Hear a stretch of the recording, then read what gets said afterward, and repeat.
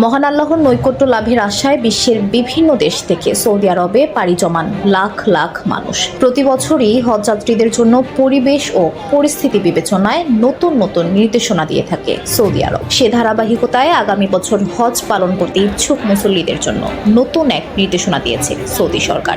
সে অনুযায়ী কিছু মানুষকে হজে না আসার অনুরোধ জানিয়েছে রিয়াদ প্রশাসন। দেশটির স্বাস্থ্য মন্ত্রণালয়ের যেসব মানুষের বয়স 65 বছর বা তারও বেশি, পাশাপাশি হার্ট, কিডনি, শ্বাস প্রশ্বাসজনিত সমস্যা, ডায়াবেটিস সহ জটিল রোগে আক্রান্ত রোগীদের আগামী বছর হজ ও উমরা পালনের পরিকল্পনা বাদ দেওয়ার পরামর্শ দিয়েছে। এছাড়া রোগ প্রতিরোধ ক্ষমতা কম, ক্যান্সার, খুবই অসুস্থ, গর্ভবতী এবং 12 বছরের কম বয়সী শিশু, তাদের জন্য একই নির্দেশনা দেওয়া হয়েছে। কারণ আগামী বছরও হজ হবে গ্রীষ্মকালের প্রখর রোদ ও গরমের মধ্যে।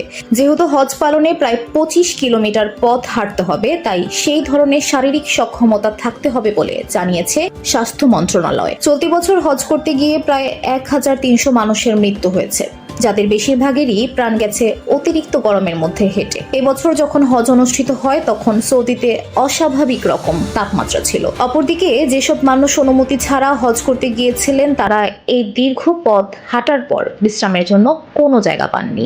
এছাড়া পর্যাপ্ত পানিও পাননি অনেক হজযাত্রী। এতে করে খোলা ময়দানে অসুস্থ হয়ে মারা গেছেন তারা।